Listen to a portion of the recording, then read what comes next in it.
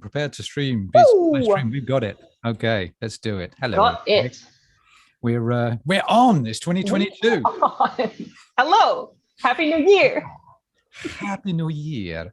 I'll just put the mutie on because we don't want to see that. And yes, we're back. We had a bit of a month off, didn't we? Yeah, a bit of a hiatus, as the kids say. Or a loatus. No, a hiatus, probably better. Speak for yourself. What did we do during the Christmas time? Should we tell? Well, fun times. We were in lockdown. Yes. I think that's why December feels like it's been 500 years. Like it feels so long ago now. Yeah. That it was December. Like it was a weird time. Of course, I was sort of like slowly coming back to work as well with all of that stuff. But you were in the thick of it. And I remember the day after I'd gone back to the first time in the middle of December, and then the government on the Saturday itself decided they were going to close everything. So like what the and then Saturday afternoon everyone decided and it was instantaneous. Like there was like one day where people could like run to the stores and grab everything they needed, and that was a pretty big day. Yeah, exactly. Were you in the shop on that Saturday or not? Yes, I certainly was. You got inundated. Yeah. It's not like the Saturday before Christmas is like a quiet time in a normal year, and then when stuff like this happens, it's like, oh my god. Yeah. Weird stuff. Yeah. Weird stuff.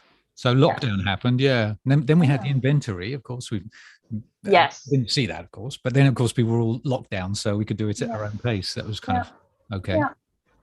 Yeah, I had a good time actually. For people who don't know, maybe we should explain what it is, because like people who've worked in retail maybe know, but a lot of people have not worked in retail. So inventory is when or stock take is when the store is closed, but all the staff is there and we're counting all the books. We're just, because it's like an insurance thing, they have to know what's there. So we just count all the books. It could be purgatory. It's like when somebody says, "Oh, I love books."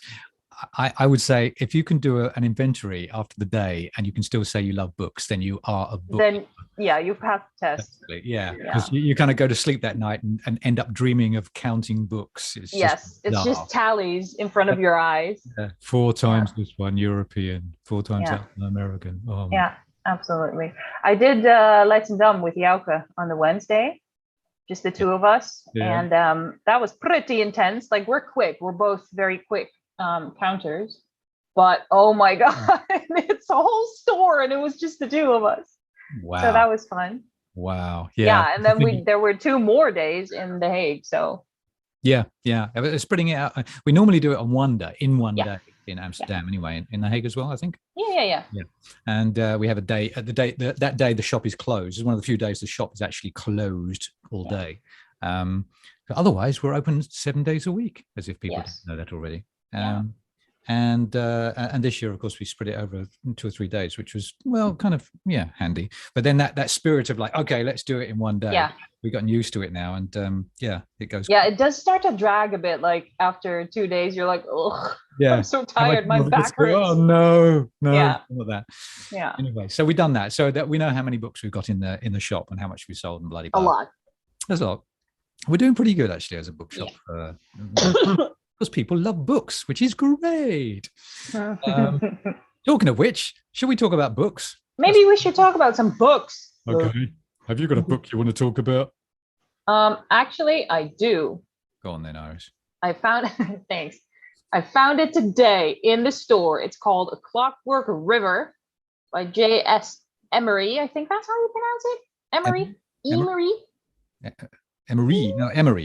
Emery, right? Yeah. And it mostly drew my attention because it's gorgeous. I don't know if you have the highlight handy so you can show the people. I can get the highlights handy. For the people, Luke. Very, very nice book, actually. Let me this is exceedingly nice. The thing is, I have a weak spot for books that have sort of that color combination, like the bluish, greenish with like the gold or the bronze. I just get weak in the knees a little bit. It's beautiful, and it's like foiled, it's shiny. So I was like, that looks really good. What is it about? Very nice. It's being sort of hailed as the first hydropunk book. So instead of steampunk, it's like water power. It's like all about this city that used to be like huge and magnificent, and now it's sort of past its glory days. And there's this family that's also kind of past its glory days, and it's basically two members of that family who are like the last ones left. And it's about, I'm not doing a great job of explaining it. No, I haven't read the book yet. I'm getting a feeling of it. In fact, before I even read the piece and that you said it was steampunk, I saw it and I felt like it was like from the 1800s. The idea of Sherlock Holmes or things like that, and and then you start describing it, and then you can kind of feel that rusty kind of old, because of the steampunk, and of course steam, hydro, well, it's all to do with water anyway. Yeah, it could be interesting.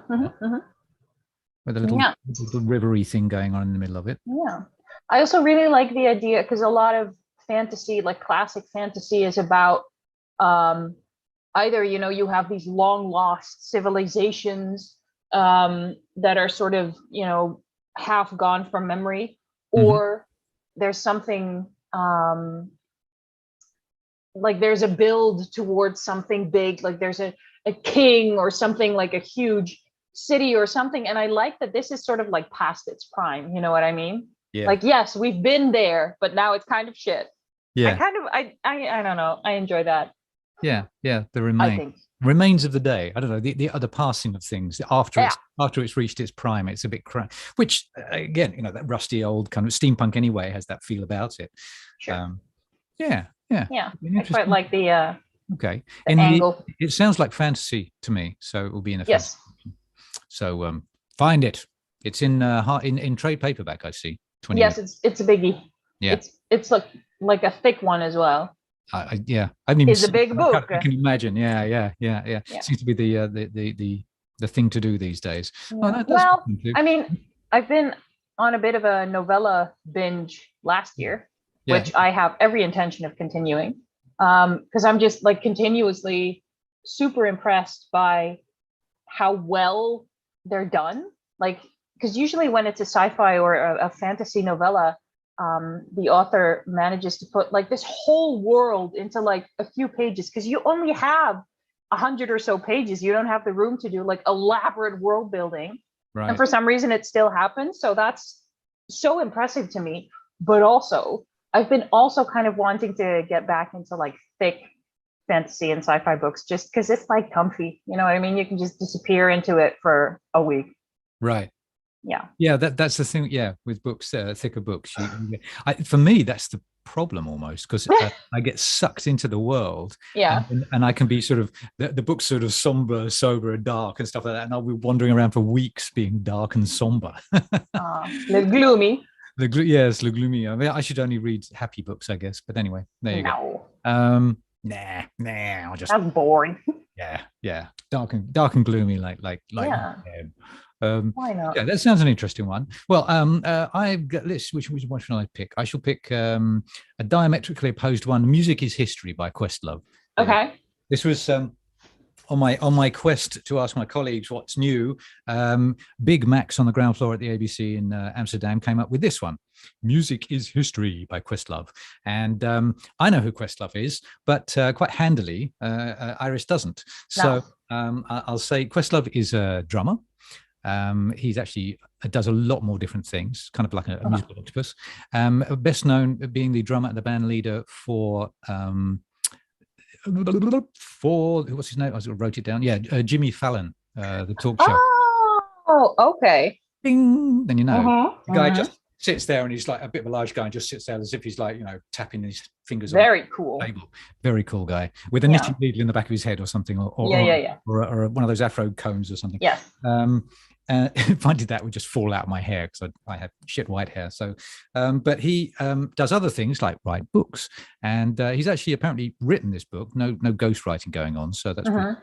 And the premise is kind of interesting. It's history, modern history, from 1971 to now, they say, but actually it's 1971 until 2002, and the last 20 years is in one chapter. So every other year gets a chapter, and then the last 20 years gets a chapter. Yeah, but it's like hard to look back on something that's basically still happening, right? Yeah, if it's more new. But I think it's a good premise. He's obviously American, so it's sort of centered around American history, but music, but also the politics that was going around, and his personal thoughts about the music of the time, what was happening. And that includes, of course, going through the 70s with black music becoming more popular, but becoming more rootsy. So from Stevie Wonder writing his own stuff, through the 80s where you had music videos, and 90s where you had rap music coming up, and then you're hitting the 2000s. And then I think it becomes all homogenized after that, actually.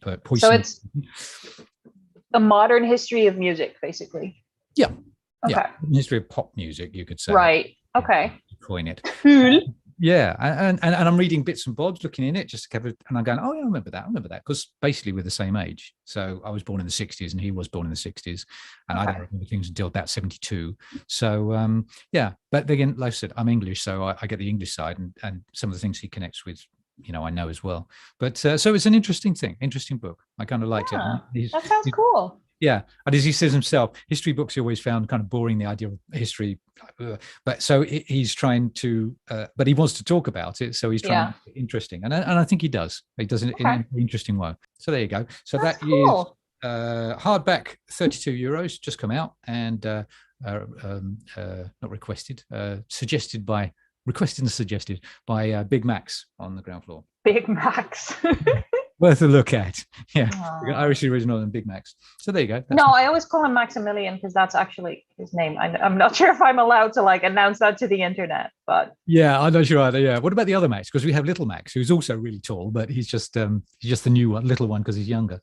I usually say Maxi Max and Medi Max for medium. Medium Max. Mini Max. Yeah, because we had another Max that helped us out at events at some point. Who was even younger, so that was Mini Max. Baby Max. Oh, I see. Oh, that was Mini Max. Okay. I get it. Yeah. Mm-hmm. Go on, tell me a new one. What have you got? Okay, so Sophie, who works in The Hague and in LEIDSCHENDAM as well, suggested the new Sarah J. Maas, which is coming out in about 2 weeks, give or take. It's called The House of Sky and Breath, which is another one of those something of something and something titles that are big in the YA genre. Yeah, yes. The X of Y and Z, but it's fine. But it's a sequel to the Crescent City. God, what was the first one called? Something Blood. I'm doing real well at promoting these books. Yeah, really good. Really. So the series is called Crescent City, but the first part was called also X of Y and Z. Something Blood. Blood and oh God, we're crap, aren't we? Let's have a look at that. Sarah J. Terrible.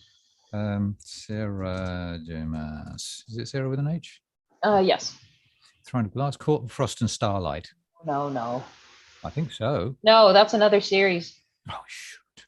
Yeah, she's pretty prolific. Court of Thorns and Roses. Nope. Yeah, it came out in 2020, and that one came out in 2022. That's not it. Just keep scrolling. Damn.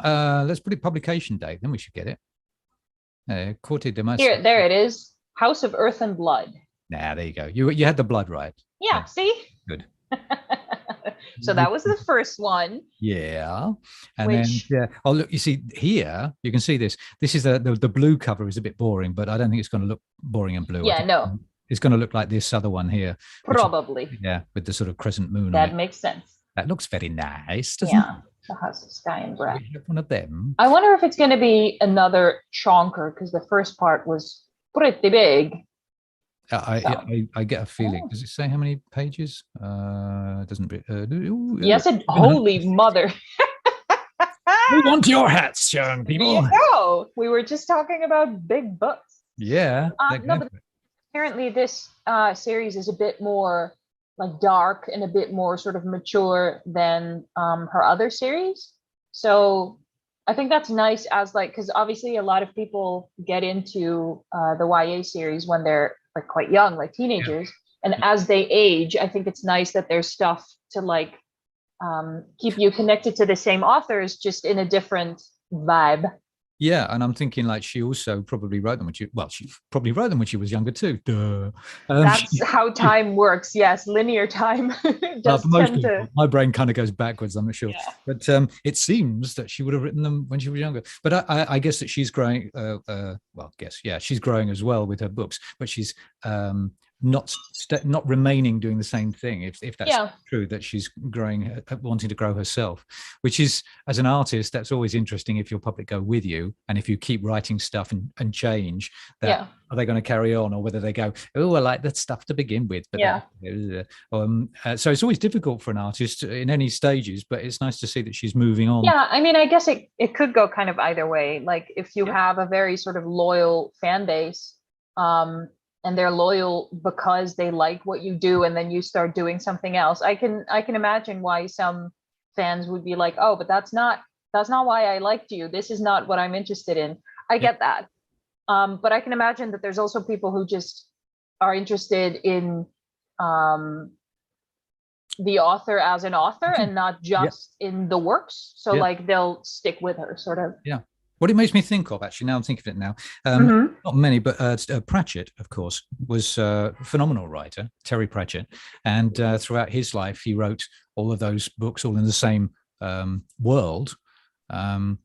And his writing, I think, progressed as well, and his thoughts as well progressed as well. And people went along with it, of course. It was like people ate it, nonstop. It was such a style that he couldn't go wrong. But it was him. It was just the way he wrote, and he expanded, and people expanded with him. And I think, actually, for me, it's not something that I read. I read a bit of it, and it was just too English for me. But I think reading the beginning books for me, and I was older when I started it, they were too simplistic or something like that. But I think further on in the series that it became, it grew up basically. Yeah. So there's that whole thing, and I'm getting the same vibe here. Is that as she grows up and wants to, she's expanding naturally on her own way, but she's keeping it in the same style. So I'm guessing that people, if she keeps going, it's going to create this huge, catalog of. I mean, she's already got so many books out. It's pretty wild. The fact she can actually write that fast. I mean, 768 pages, and the last one was like so many pages. Oh my God. She certainly made use of the Corona period. Yeah, I would say. Yeah. Okay, so that's coming out in February 15th, yes. Is it, on sale? So that's halfway to February. And February. that's going to be the trade paperback as well, apparently. Yeah, the paperback and the hardback and the trade paperback. Yeah, they usually come out at the same time, especially with YA books, because there's different budgets. Indeedy. Indeedy doody. Okay, so what have I got for you then? What have you got? I've got for you, darling. We'll do mom. Mom. Say mom. Because it's like English mom, but it's not. It's mum. It's mom. Ma'am. It's an anagram, Mother of Madness. If you look closely, they've written it. Dun, dun, dun. Volume 1 as well. So if you like this, there's going to be more.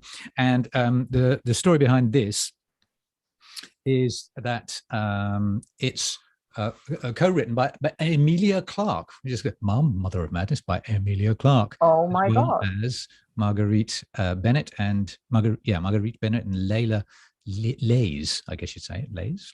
Yeah, Leys? Yes, Leys. And between the three of them, they've written this and drawn it and stuff like that. And you know who Emilia Clarke is, I guess. Yes. Tell the people who Emilia Clarke is. Khaleesi. Who? Are you? Is this your way of telling me you have not actually seen Game of Thrones? No, I have not. Great. I saw the first half episode, and when they brought on the dwarf, the sex crazed dwarf, I was like, yeah. End of story for me. Sorry. Okay. So fill in. Emilia Clarke. She is from Game of Thrones. Yes, she's a super famous actress. She's not just from Game of Thrones either. Like she's done a lot of stuff. I saw that she'd been in Star Wars. And oh, I don't know about that. You see, I know. I've never seen a Star War. Whoa, that not is a single Star War. Wow! Congratulations. I think this is T-shirt time kind of thing. I think I may have seen Sound of Music as a child on television, but to my knowledge, I never have, and I never want to as well. So it's kind of one of those Well, things. for me, it's not like a matter of pride or anything. It's just never happened. Oh, okay. And now it feels like it's such a huge, like, where do I even start? You know? I'd start at the beginning. Yeah. Wow. But what's the beginning? True. What is the beginning? The beginning is the end, is the beginning. No, that's not what I mean. What I mean is, do you start with the film that came out first, or do you start with the film that is first in the chronology of the story? Where do you even start, Luke? Yeah, I would start with what they call the New Hope these days, which was the original Star Wars from '77. Because also with the technology and everything like that, and also with the new ones, even though they go back, they refer to that one, because then you'll know. Okay. Yeah. Okay, that makes sense. That's what I think. Maybe someday. Yeah, you don't sound too enthusiastic. Well, it's such a daunting task. There's so much. You don't have to watch them all in one go. You know, no one's going to strap you on a chair and watch. I am a bit of a binger, so I don't know about that. She's a binger. I am a binger. The binger. Anyway, the story is feminine based. It's about a woman, a mum, who has all these powers. You've got 5 powers, and they're all feminine powers. And I say feminine powers. What's feminine powers, Luke? Enlighten me. Overwhelmed, and then she has like when she has a period, she gets a power, and I wish that's how it worked. When she gets what's it called? Not set upon, but it's things that that's why I kind of like the idea of it, is because it talks to women. And again, I get frustrated because I'm a bloke and I'm not totally, I don't get those things. But when I read it, it was like, oh yeah, I get that. That's sort of thing. So they've the 3 of them together, the writers, have written this superhero who has these 5 powers, who these powers pop up at any moment in the day. When things happen to them, they kind of react. But like, what kind of superpowers are we talking here? Like, does she turn invisible? Can she fly? Does she have super strength? She turns invisible. She can turn invisible when she gets put upon and things like that. When she feels like, I want that. Yeah, exactly. It's a sort of thing that you go, oh yeah. Yes. I mean, heck yes. Oh, and then when all 5 powers happen at the same time, then she gets a superpower and her eyes go red, which is what is on the front there, you see. Right. And those symbols are the different powers that happen. Okay. So she just is basically that she reacts during the day to different things. Okay. As a woman does, and then as everybody does. Well, as everybody does, but then this is specific to women. You wrote a male version of this, actually. I mean, I'm waiting for the next 5 to 10 years where the male emancipation happens, where the sensitive guy comes out and says, "Yeah, I sometimes feel like a dick, or because I don't know what to say or do, and I'm supposed to like know what men are supposed to do, and then So that will be an interesting book to write as well. But we're not that far, apparently, or at least I don't know any books. It's not the in thing at the moment. Let's put it that way. No. But this one is kind of funky, and I read ahead as well, and it's kind of like an intriguing surprise as who the baddie is as well. Oh, okay. Ooh. So and it's because I was going to ask, what does she use these powers for? Yeah, it's good and evil and stuff like that. Okay. It's nicely written. It's very thick. Lots of stuff to read up on. So, and it's a very fast moving story. And what was I going to say? Yeah, fast moving story, interesting villain that you kind of wouldn't expect. But so it's not and it doesn't feel it's not going for the men bashing thing, because I think people will say, oh, it's men bashing. But I think that's the thin line, or at least the line that is getting wider, that people start going, oh, it's not actually about bashing men, it's about women. Usually not about bashing men. It's just that sometimes men feel like it is. Indeed, that's the thing. Yeah, we have to then they have to pat the men's head and say, it's not about you. It's not about you. Just go away. Leave me alone with my book. So there you go. So that's Yitza's. I knew it. I knew it was Yitza when you said that we were going to talk about this one. I knew it. How did you know that? There you go. So it's going to be in the graphic. It just looks like a Yitza book. Oh, okay. There you go. It does, doesn't it? Yeah. Whatever. Anyway, yeah. But yeah, so I kind of like it. He liked it. Cool. Let's do it. Yeah. Anything for you? anything from me. Should I talk about Natalia's Sounds a good idea, suggestion? actually. Yeah. Yeah. And about Natalia and about how she's doing stuff for the newspaper. Yes. Our resident Bukarat member, Yeah. who is super famous because she's like in the newspaper every once in a while. Because there's this thing called Bukarat, which is like a bunch of booksellers from different bookstores, which I think is nice. It's like a little interdisciplinary club or something. I don't know. I think it's pretty cool. Yeah. And they all get to like contribute titles and say a little bit about them, and then it's published in the newspaper, which is pretty cool in the Volkskrant. In the Volkskrant, exactly. Yeah. Yeah. And I'll say, or the Volkskrant, I'm not sure which one, but the Volkskrant. Yeah, Volkskrant. Yeah. It's the beginning of every month or the end of every month, isn't it? It's a monthly thing. That's what I understood. It is, yeah. I'm not entirely sure because like they alternate, obviously, because it's different, a bunch of different people. They don't all get in every newspaper. That would be crazy. But what anyway, what she suggested, yes, a moment's silence and a stare, I think. Yeah, just a little stink eye. So the book that she suggested is Reminders of Him by Colleen Hoover, who is pretty big at the moment because a few of her books are like book talk, viral titles. And so she's from the young adults section, as is now, yeah? Oh, no, she's no, romance. Romance, sorry. Yeah. Romance section. And it's, I think we're sort of on top of it now, but the thing is with these book talk titles, you never know which one is like going to take off. And then by the time you find out, you have to like order the books and get them in, and like it's such a mad rush. Yeah. So I think most of them sort of now we've learned to just buy a ton of them to make sure that we have enough. Anyway, so Natalia said that Reminders of Him by Colleen Hoover. Never know how to say it. Is it like Colleen? It's not like colon. No, it's Colleen. Yeah. Colleen. Like leaning. Anyway. Yeah, Colleen. Colleen. Oh, stop. Colleen. Yeah, go on. I am sorry. She says it packs a punch. Apparently it packs a punch like many of her other novels, which apparently also pack a punch. I don't know, but it's pretty serious. She says it's about a woman who went to prison after a terrible mistake, who's now trying to make amends. And also, very sad thing, her newborn baby, as well as her parental rights, were taken away because she gave birth in prison. Dude. So like it was all stripped away from her, which is super sad. That's crazy shit. Yeah. Is that a real thing? I guess. Yeah. This is intriguing. Wow. I mean, I guess it depends on the circumstances, but I don't know. Maybe it depends also on how long your sentence is. Yeah. Well, I mean, it brings out, I'd never thought or knew about anything like that. So it's kind of a question where you kind of, you don't have, anyway. Because I mean, like if you have a baby in prison and you're still going to be stuck in there for like years and maybe there's no one else to like take the baby, they got to put it somewhere, right? So like they put it up for adoption or whatever. But the fact that you may not have any rights to it because you're in prison. Yeah.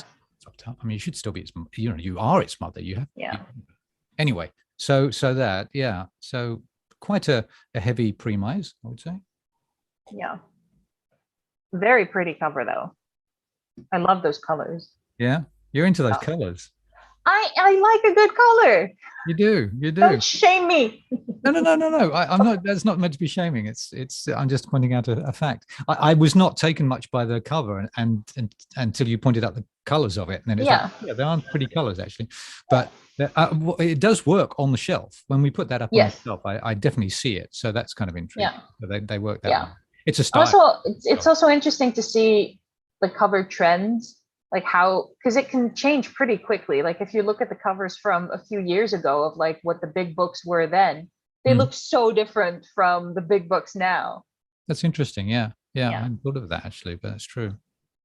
Yeah. I feel like this is very much in this sort of Taylor Jenkins Reid, like the very modern sort of, the colors are nice. There's not too, it's pretty abstract. There's not like a picture of a person on there. I don't know.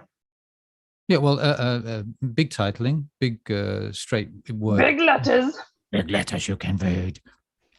Something you could easily make up on your own. In fact, something like that. Oh, are you now No. being Again, it's disrespectful not. of people who design covers, Luke?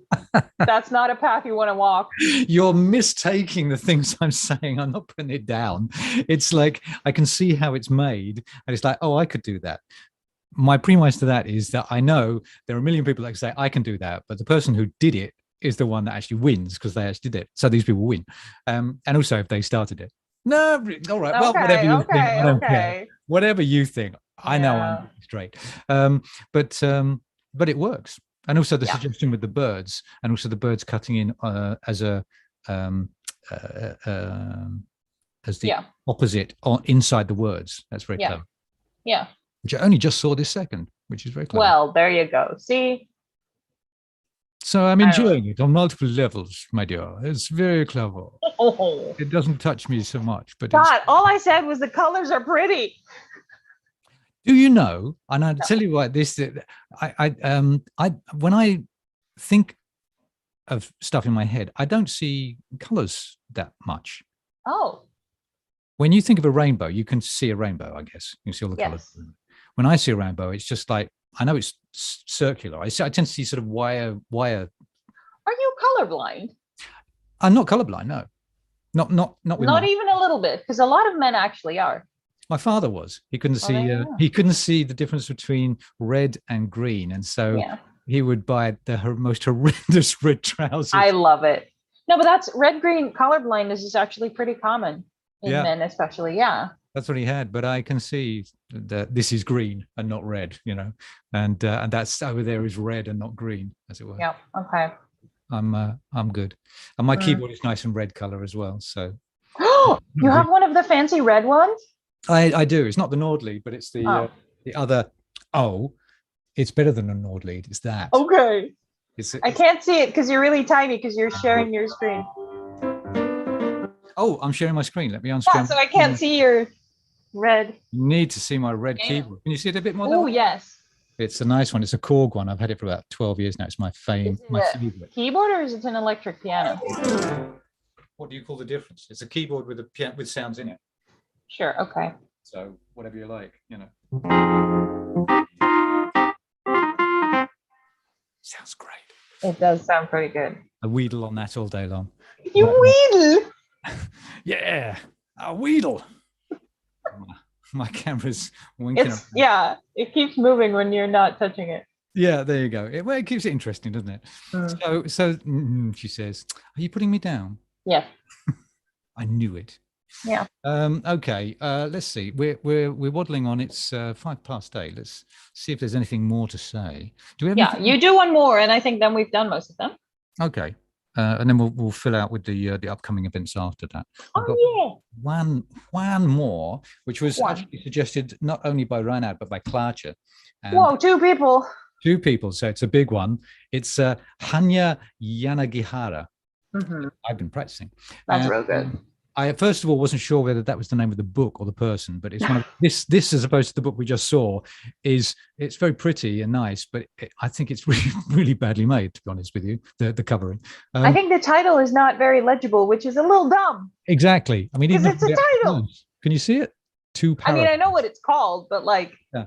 And on the side, it's like, you know, her name. I want you to know who she is. I feel like that's quite once the author reaches a certain level of fame, the name of the author becomes much more important than the title of the book, because people will buy it anyway just for the author's name. Seems like it in this case.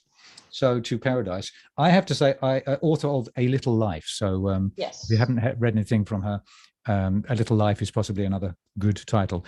I don't know much. I mean, it was shortlisted for the Booker Prize. Well, there you go. It was a pretty big deal. I mean, that was like 7 years ago, but still. So I guess this is the follow-up or so. And nice, again, we talk about thick books. Well, there you go. This one's also pretty chunky. 600, 700 pages. So she did it right in the... Yeah, it's really 700 pages, exactly. So she did it very nice. Exactly 700? What?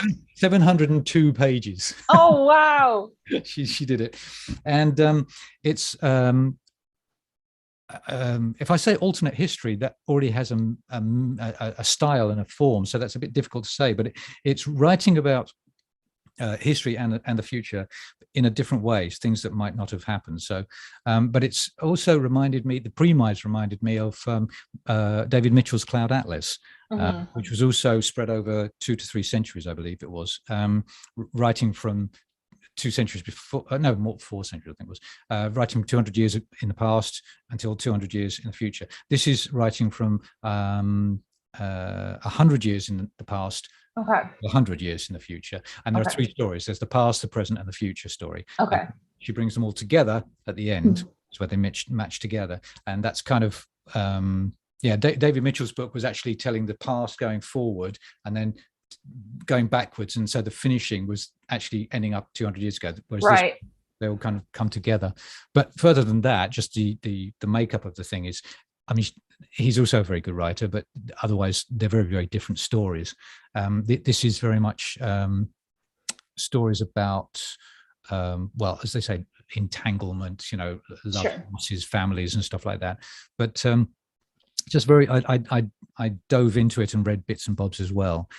Again, beautifully written, as you would obviously expect from such a writer. Just very, I don't know, flowing and smooth, but also, you know, the rough and you get drawn into the whole flavor of it. So I think if people know, if you want a really good read for fiction, and something that's also not just an everyday story, but stretching over a long time and pulling together, this is the one for you. Ooh. Da. There we go. So that's about €20 for the trade paperback. Nice thick. Very good. So I'm done. You're done. Yay! Yay! Look at us talking about books as if we're professionals or something. As if we read anything. Whatever. Yeah. Oh no, my go God. on. Other stuff.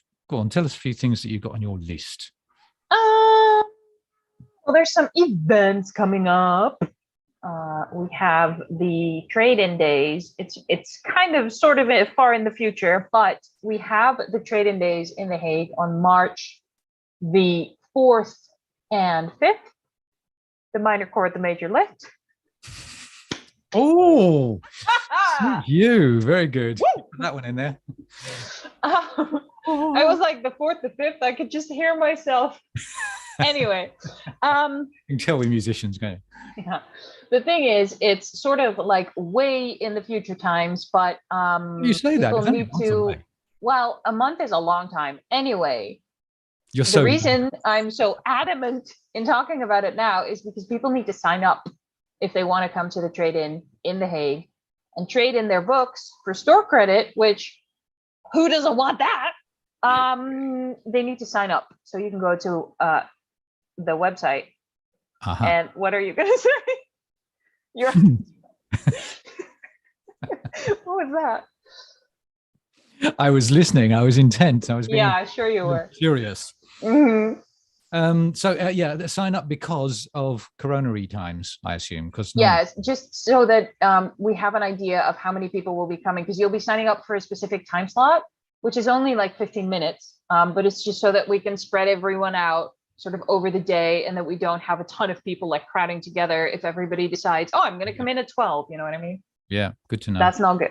And I see Deo Volente, which I have no idea what meant by that. Is that no? I was like, there might be another lockdown. We don't know. I was like, oh, I see. God willing, this event is going to happen, but maybe not. Ah, okay. Yeah, who knows? That's what it is. Apparently, there's talk of another wave. I mean, we're in it, aren't we? Well, this is the 3rd wave or the 4th wave, and then of course it might. I think this is like the 5th. I don't know, but there's supposed to be another wave that the people are talking about, and of course it depends on us, the people, whether we, look after ourselves and seeing all the people in the cafes tonight. There's going to be a 5th wave because nobody takes any notice. I mean, yeah. I mean, I'm somebody who likes being on my own, but I can understand people who want to go out and Like it's been 2 years. they're kind of like foaming at the mouth Yeah. and to do that. So you can't help it, but it I just mean, caught. I don't know. I don't want to get into it too much because I feel like it might be sort of a, people have very strong feelings about this. But as much as I like, being safe and like wearing my face mask and keeping my distance as much as possible and doing all the things that I'm supposed to be doing, I can kind of also understand why people are like, holy shit, it's been 2 years. Because like when this started, we were talking about like 6 weeks and we're just going to put things on hold for a few weeks and then we're going to go back to normal.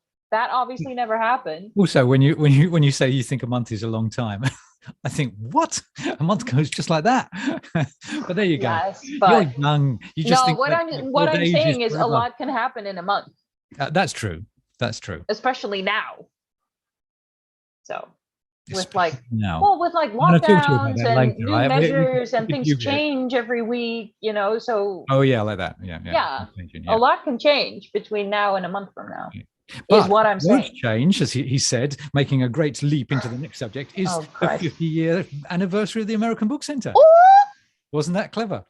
Well, yes, it was. Real clever, Luke. So smart. Well, I mean, I necessarily me. Just I thought it was a good connection. Okay. But we've been around 50 years.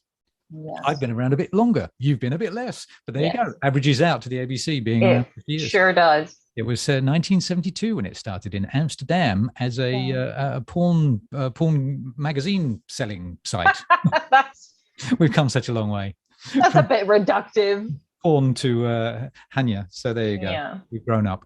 So we're doing that this year, and there will be various things that we'll be doing. So keep watching this stream and or video if you're watching on YouTube afterwards, and keep the abc.nl website checked, and follow us on social media.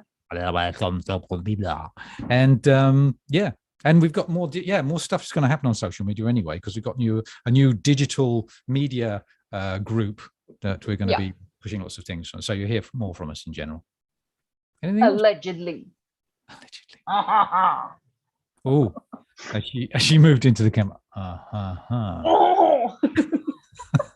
Okay, I think we need to get some fresh air. I think we're both getting too wild and wacky from the lack of air here.